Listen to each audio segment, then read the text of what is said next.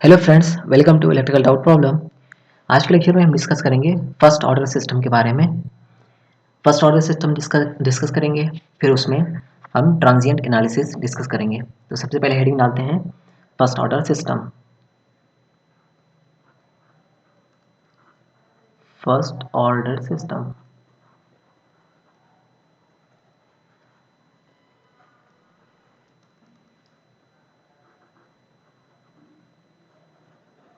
ठीक है। तो फर्स्ट ऑर्डर सिस्टम में सबसे पहले हम देखते हैं transfer function. Transfer function C S by R S. Okay, तो फर्स्ट ऑर्डर सिस्टम में क्या होता है कि हमारे पास एक पोल होते हैं, जीरोज नहीं होते। ठीक है, तो किस तरीके से रिप्रेजेंट होता है, B not divided by A one S plus A not. ये जो बी नॉट है, ए नॉट है, ए वन है, ये क्या है, एज अ कांस्टेंट है।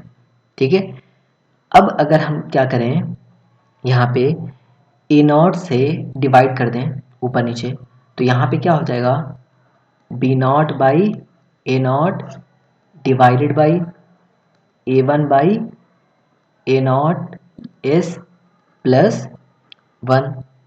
ओके, अब अगर हम यहाँ पे ये जो B not by A not है, इसको अगर हम लेट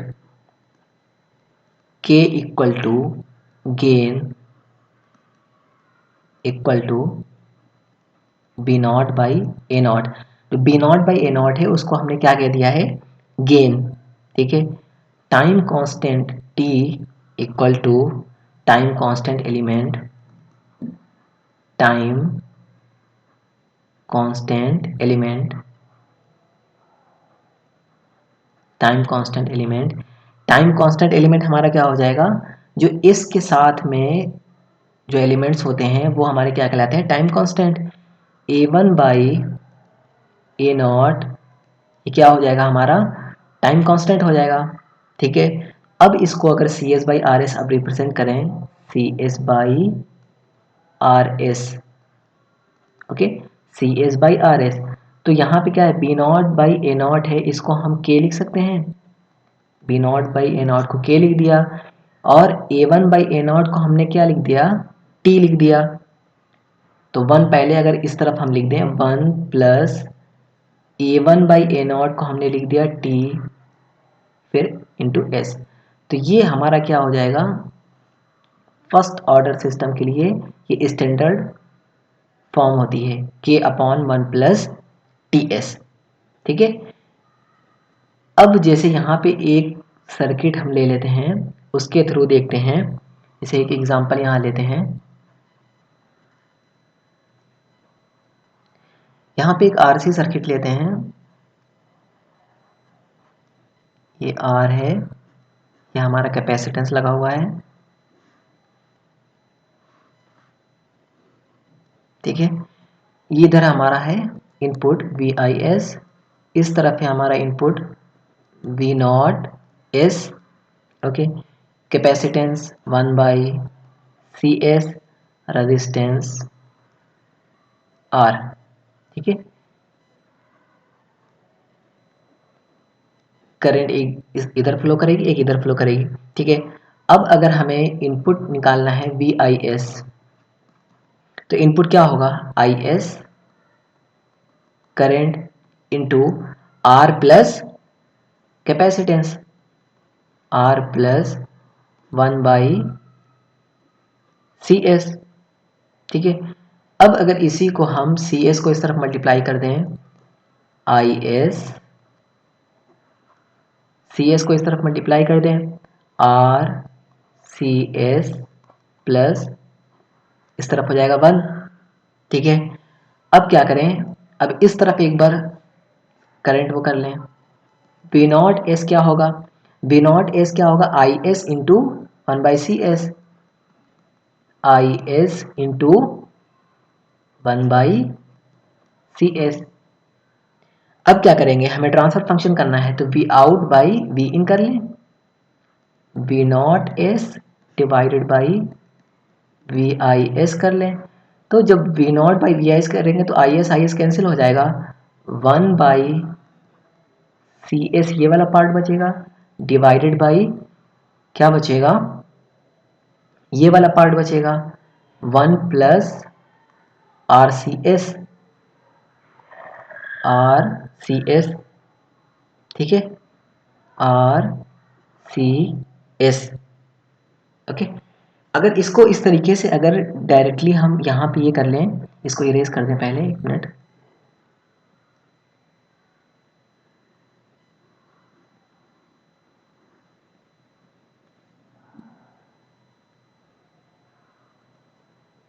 ठीक है। तो जब इसको हम डिवाइड करेंगे, इनको V not by V S करेंगे तो ये आई एस कैंसिल हो जाएगा। ओके, उसके बाद 1 बाई सी एस है और यहाँ पे क्या है R plus 1 by C S, पूरा स्टेप लिख दे रहे हैं, R plus 1 by C S. अब एलसीएम यहाँ पे लेंगे तो इस तरफ मल्टीप्लाई होगा, सी एस से सी एस कैंसिल हो जाएगा, तो यहाँ क्या बचेगा 1 upon 1 plus R C S. Okay, अब क्या करें, अगर हम टाइम कांस्टेंट लें, टाइम कांस्टेंट क्या होता है R C, time constant RC circuit में आरसी। ओके, अब क्या है कि अब V not by V I, इसको किस तरीके से लिख सकते हैं 1 upon 1 plus R C, R C की जगह क्या लिख दें टी लिख दें, टी एस। तो ये इस फॉर्मेट में हो गया, स्टैंडर्ड फॉर्मेट जैसा हमारा यहाँ था, के upon 1 plus T S, 1 upon 1 plus T S, ये क्या है, ये हमारा गेन है। तो कंपेयर करना होगा तो हमेशा इस फॉर्मेट में पहले लेकर आएंगे, उसके बाद इससे कंपेयर करेंगे, तो गेन हमारा क्या मिल जाएगा, गेन मिल जाएगा हमारा 1। क्लियर है। अब क्या करते हैं, एक एग्जाम्पल के थ्रू देखते हैं, और एक हाइड्रोलिक का, जैसे कि यहाँ पे एक एग्जाम्पल और ले लेते हैं हाइड्रोलिक लिए। एक एग्जाम्पल है यहाँ पे, मान लीजिए यहाँ पे एक टैंक है हमारे पास। ओके, ये हमारे पास एक टैंक है, वाटर इसमें फिल है।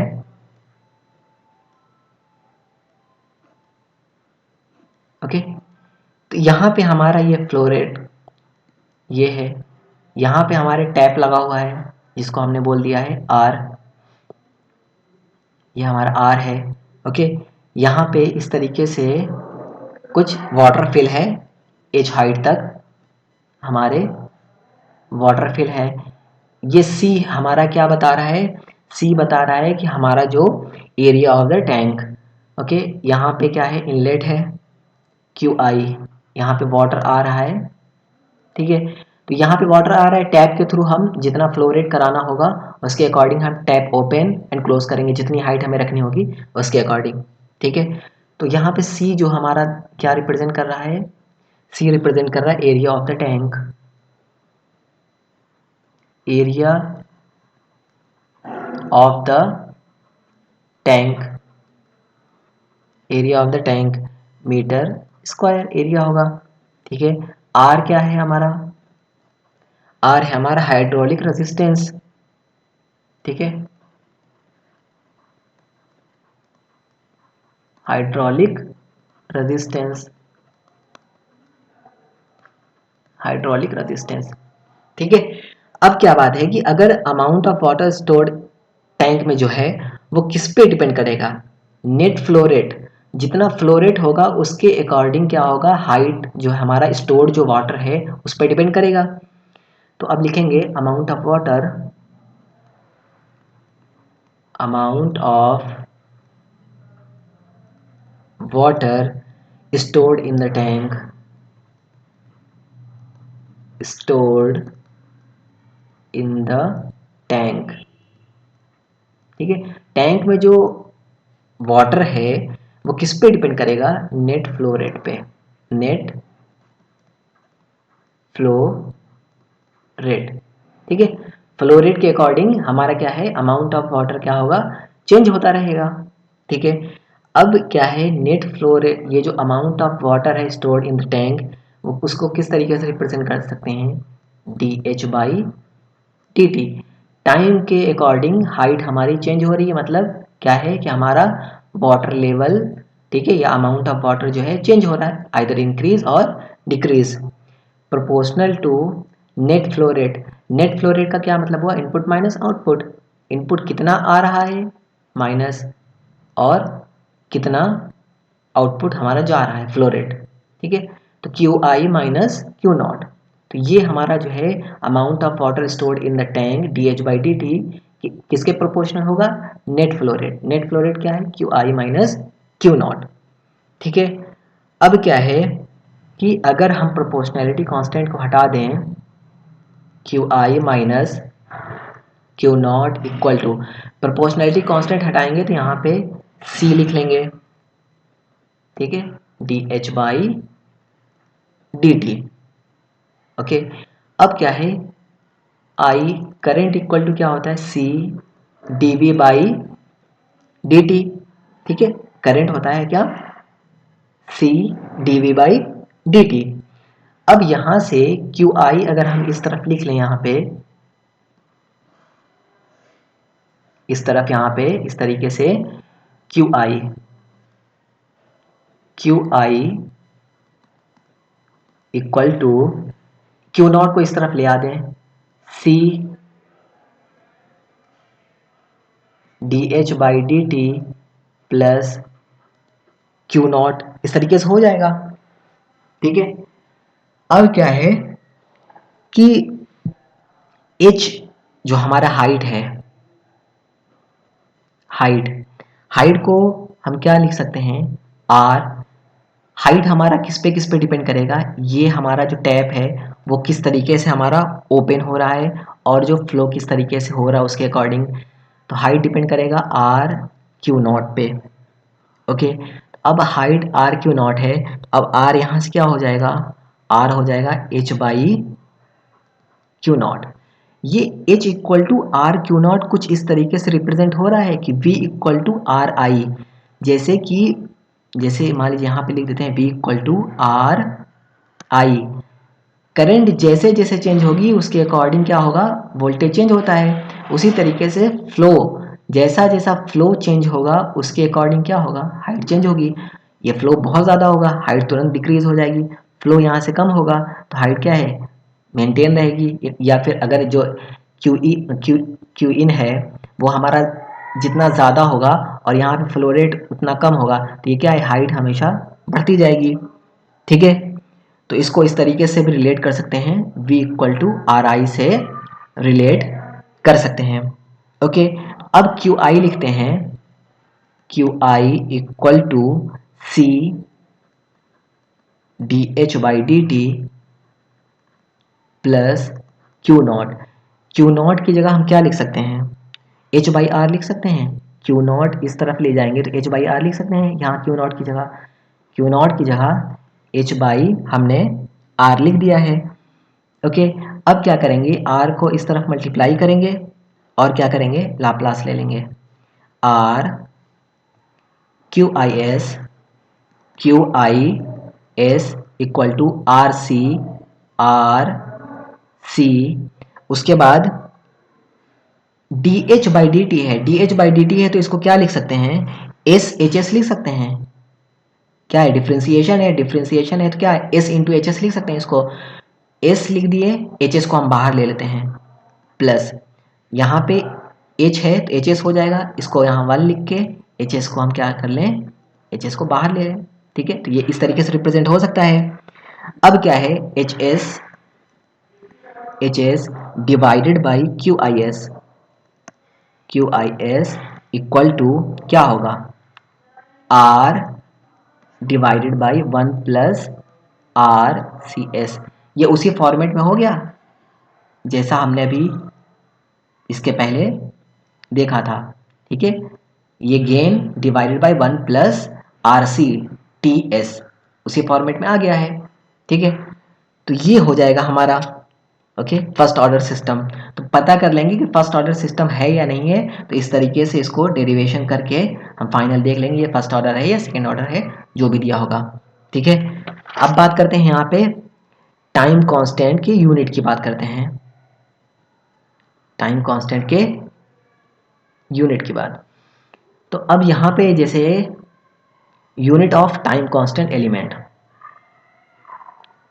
Unit of time constant element, ठीक है। तो T इक्वल टू क्या होता है, T इक्वल टू होता है RC, ठीक है, RC होता है। R क्या होता है, R अभी हमने देखा था H/Q होता है, ठीक है, अभी देखा था H/Q R। तो H हमें क्या, H की यूनिट क्या होती है, हाइट है, हाइट की यूनिट क्या होती है, मीटर होती है। Q ये फ्लो रेट है, फ्लो रेट क्या होता है, मीटर क्यूब पर सेकेंड, मीटर क्यूब पर सेकेंड। तो यहाँ पे क्या हो जाएगा, सेकेंड पर मीटर स्क्वायर, ठीक है। आर की वैल्यू क्या है, सेकेंड पर मीटर स्क्वायर।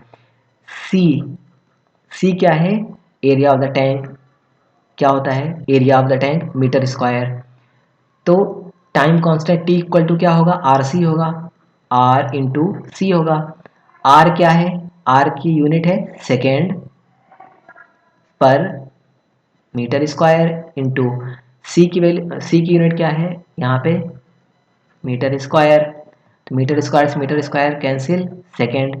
तो ये टाइम कांस्टेंट की यूनिट क्या है, सेकेंड है, ठीक है, ये क्लियर हो गया। अब क्या है कि अब ट्रांजिएंट एनालिसिस की बारी है यहाँ पे फर्स्ट ऑर्डर के लिए। अब हम देखेंगे ट्रांजिएंट एनालिसिस,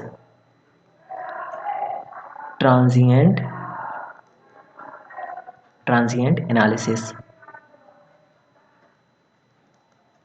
ठीक है, ट्रांजिएंट एनालिसिस। तो सबसे पहले क्या करेंगे, कोई हम इनपुट लेंगे, let R S equal to 1/s, हमने स्टेप इनपुट ले लिया, यूनिट स्टेप इनपुट, ओके। अब सी एस, हमें सी एस क्या मिलेगा, सी एस, हम फर्स्ट ऑर्डर की बात कर रहे हैं, तो फर्स्ट ऑर्डर में C S by R S क्या होगा, सी एस बाई, अगर आर एस इस तरीके से लिख लें तो C S by R S होगा K upon 1 plus T S के फॉर्मेट में होगा, C S by R S K upon 1 plus T S के फॉर्मेट में होगा। अब अगर सिर्फ सी एस निकालना है तो आर एस को इस तरफ मल्टीप्लाई कर दें, C S equal to multiply R S करेंगे, आर एस कितना है 1/s, तो इसको इस तरीके से लिख सकते हैं के upon S 1 plus T S के फॉर्मेट में लिख सकते हैं, ठीक है। अब क्या करेंगे, इसमें पार्शियल फ्रैक्शन कर देंगे। तो पार्शियल फ्रैक्शन करेंगे तो के को हमारा क्या है, कांस्टेंट है, बाहर रख लेंगे। इसका पार्शियल फ्रैक्शन करेंगे क्या आएगा, 1/s माइनस में T upon 1 plus T S, T upon 1 plus T S, okay. तो इसको इस तरीके से भी हम लिख सकते हैं के 1/s minus 1/s plus 1/t, ठीक है, टी से हमने डिवाइड कर दिया है तो इस फॉर्मेट में आ गया है। अब क्या करना है कि सी टी, अब यहां से लिखते हैं सी टी, अब वापिस से S domain to time domain फिर से कन्वर्ट कर रहे हैं, सी टी इक्वल टू क्या होगा, के ब्रैकेट में 1/s को क्या लिखेंगे, टाइम डोमेन वापस से 1 हो जाएगा, minus 1 upon S plus 1/t। तो इसको क्या, जब लाप्लास इसका ये है, इससे टाइम डोमेन वापस ले जाएंगे तो क्या एक्सपोनेंशियल बन जाता है, e to the power minus T by capital T, T by tau होता है, ठीक है। अब क्या करेंगे, ये हमारा आउटपुट मिल गया। अब लाप्लास ट्रांसफॉर्म, सॉरी लिमिट लेंगे, limit t tends to infinity C T, okay, limit t tends to infinity, उसके बाद k 1 minus e to the power minus t by capital T। अब यहाँ पे अगर t की जगह इंफिनिटी पुट कर देंगे तो ये वाली वैल्यू 0 हो जाएगी, सिर्फ क्या बचेगा, k बचेगा, ओके। उसके बाद अगर हम t की वैल्यू 0 रखें, अलग अलग t की वैल्यूज हम पुट करते जाएंगे, उसके बाद फाइनल ग्राफ बनाएंगे। t की वैल्यू अभी इंफिनिटी थी, कितना मिला, के मिला। अगर टी की वैल्यू हम 0 पुट कर दें तो सी टी की वैल्यू क्या मिलेगी, टी की जगह 0 पुट कर दें, के ब्रैकेट में 1 minus E to the power 0, E to the power 0, E to the power 0 की वैल्यू क्या होती है 1, तो 1 माइनस 1 क्या हो जाएगा 0। ठीक है, मतलब स्टार्टिंग टी इक्वल टू 0 पे हमारा आउटपुट 0। अगर हम at T equal to capital T पे करें तो ये T equal to capital T रख देंगे तो क्या होगा, ये कैंसिल हो जाएगा, ई टू द पावर -1 आएगा। तो सी टी क्या आएगा, C T equal to K bracket में 1 minus E to the power -1। Okay, अब ई टू द पावर -1 की वैल्यू पुट करेंगे, सब्ट्रैक्ट करके जो भी करेंगे वो क्या आएगा, के 0.63। क्लियर है, ये हमारा कब आया, t equal to capital T पे। अगर हम यहाँ पे t इक्वल टू 4t पे करके देख लें एक बार तो क्या आएगा, सी टी अलग अलग वैल्यूज पुट कर रहे हैं, कितने चेंजेस आ रहे हैं उसके अकॉर्डिंग फिर प्लॉटिंग करेंगे। सी टी के ब्रैकेट में 1 माइनस टी की जगह 4t रख देंगे, तो t की जगह जब हम यहाँ पे 4t रखेंगे तो t से t कैंसिल हो जाएगा, e टू द पावर -4 आएगा। तो e टू द पावर -4 की वैल्यू रखेंगे, उसके बाद फिर सब्ट्रैक्ट करेंगे 1 माइनस से, तो कितना आएगा, k 0.98। 40 पे भी कितना है हमारा 0.98 आ रहा है। इसका मतलब क्या है कि 2% का अभी भी हमारे पास क्या है, टॉलरेंस है। ठीक है, 2% टॉलरेंस अभी भी है 40 पे। क्लियर है, अब यहाँ से हम प्लॉटिंग कर सकते हैं कि हमारा इन्फिनिटी पे k है, 0 पे 0 है, t पे कितना है 0.63%, उसके बाद 4t पे कितना है 0.98। नेक्स्ट, अब अगर प्लॉटिंग करें यहाँ पे हम,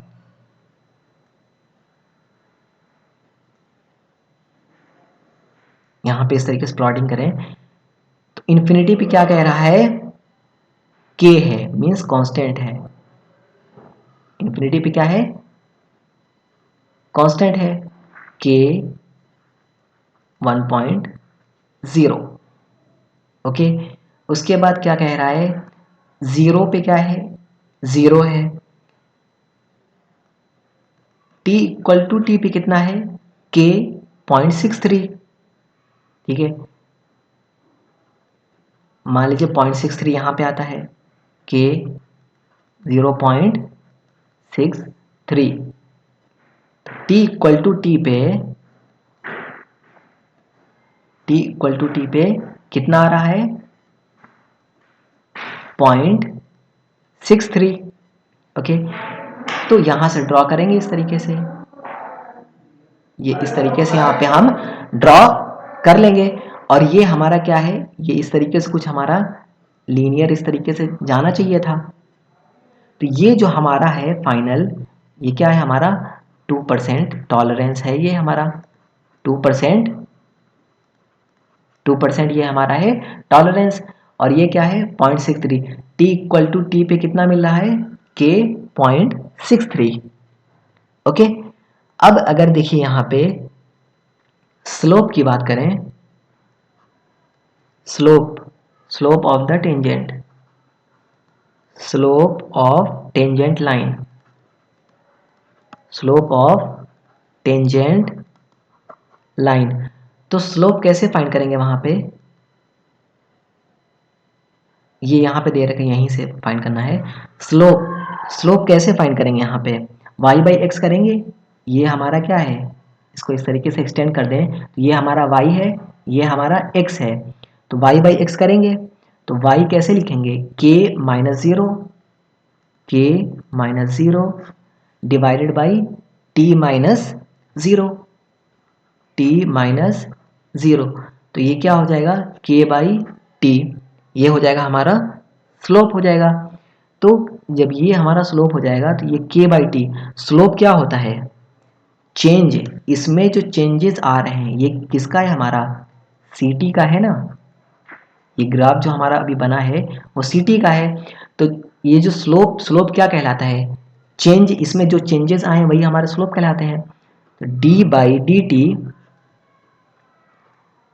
सी T, D by D T C T, यही हमारे क्या कहलाएंगे, स्लोप कहलाते हैं at t equal to 0। t equal to 0 पे ये जो हमारे d by D T C T होता है वही हमारा क्या कहलाएगा, स्लोप कहलाएगा। तो अब इस पे वैल्यूज के स्लोप फाइंड कर लेते हैं यहां से। ओके, तो d by D T, D by D T C T, D by D T C T equal to D by T T. C T की वैल्यू अभी हमने जो फाइंड की थी वही करेंगे। सी टी की वैल्यू क्या थी हमारी, के ब्रैकेट में 1 minus E to the power minus T by capital T. ठीक है, किस पे है, टी इक्वल टू 0 पे, तो टी इक्वल टू हम 0 पुट कर देंगे।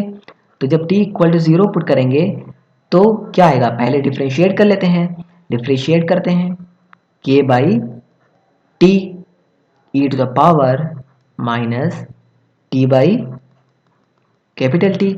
इसका डिफ्रेंसिएशन करेंगे टी के रेस्पेक्ट में तो यही आएगा। क्लियर है। अब क्या करते हैं, D by D T C T at T equal to 0।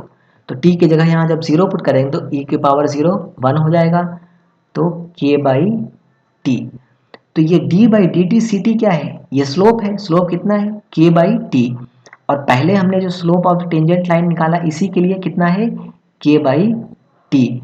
तो स्लोप तो सेम है ना, तो इन दोनों को आपस में कंपेयर कर सकते हैं। तो इन दोनों को आपस में कंपेयर करेंगे, K by small t equal to K by capital T. तो के से के कैंसिल हो जाएगा, तो स्मॉल टी कितना आएगा, कैपिटल टी के इक्वल आएगा। ठीक है, तो अब क्या है, अब हम टाइम कांस्टेंट की जो डेफिनेशन है उसको हम बताएंगे कि टाइम कांस्टेंट डिफाइन कैसे होता है। ठीक है, तो time constant is defined as time taken by response of the system to reach 63%।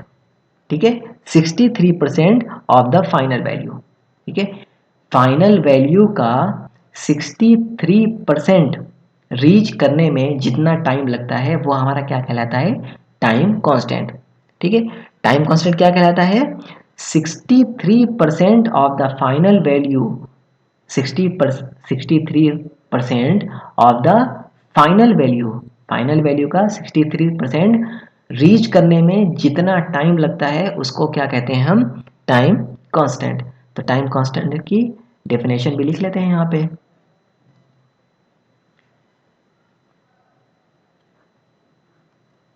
the time constant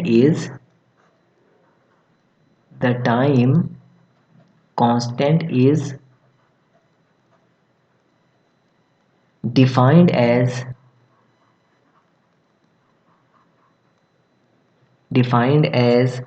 time taken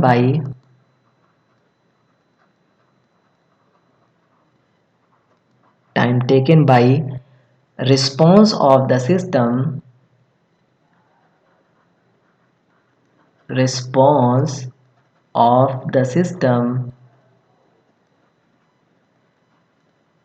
system to reach 63% of the final value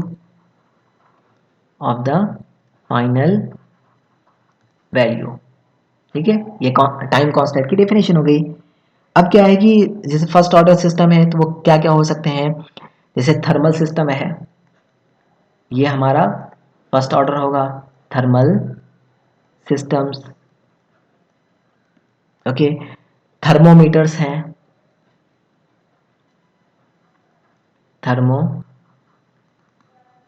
thermometers हैं, लिक्विड लेवल सिस्टम है, liquid level system. Okay, pneumatic system है, pneumatic system, RCRL RC, RL network, okay, are example of first order system, are example of first order system, first order system. ठीक है, तो ये thermal system हो गया, thermometers हो गया, liquid level system हो गया। ठीक है, या फिर जिसे कि इंडक्शन वो आते हैं हमारे जिस पे हम खाना वगैरह बनाते हैं, इंडक्शन वो भी है। तो ये कैसे पता चलता है कि फर्स्ट ऑर्डर सिस्टम है या क्या है, कि जैसे कि मान लीजिए हमने अभी इंडक्शन ऑन किया, तो क्या होता है, इंस्टेंट तो एकदम से हीट नहीं हो जाता। ठीक है, या फिर जैसे हम ये गीज़र है, वो क्या है कि जैसे बटन ऑन करने पे इंस्टेंट वो एकदम से गर्म नहीं हो जाता ना, थोड़ा टाइम लगता है। तो ये जो टाइम ले रहा है, धीरे धीरे इंक्रीज कर रहा है, तो इससे पता चलता है ये फर्स्ट ऑर्डर सिस्टम है। अगर क्लिक करने पे इंस्टेंट एकदम से हीट हो जाता, तो ये क्या होता, फर्स्ट ऑर्डर सिस्टम फिर नहीं होता। ठीक है, फिर जीरो ऑर्डर सिस्टम होता। फर्स्ट ऑर्डर सिस्टम का मतलब ही है कि आपने अभी यहाँ पे इनपुट दिया, उसके बाद फिर ये धीरे धीरे कुछ टाइम लेता है, 1 मिनट, 2 मिनट, 3 मिनट, जैसा सिस्टम होता है, जिस हिसाब से उसकी डिज़ाइनिंग होती है, उसके अकॉर्डिंग वो थोड़ा टाइम लेने के बाद तब जाके वहाँ पे उस लेवल पे पहुँचता है। तो इससे पता चल जाएगा कि ये हमारा कौन सा है, फर्स्ट ऑर्डर का सिस्टम है। क्लियर है? तो ये हो गया आज का हमारा transient analysis and first order system. Next lecture में हम देखेंगे सेकंड ऑर्डर सिस्टम, ओके, फिर उसके ट्रांजिएंट एनालिसिस, ये सब देखेंगे। तो आज के लिए इतना ही रखते हैं। अगर वीडियो अच्छी लगे तो प्लीज़ लाइक शेयर सब्सक्राइब जरूर करें। Thank you.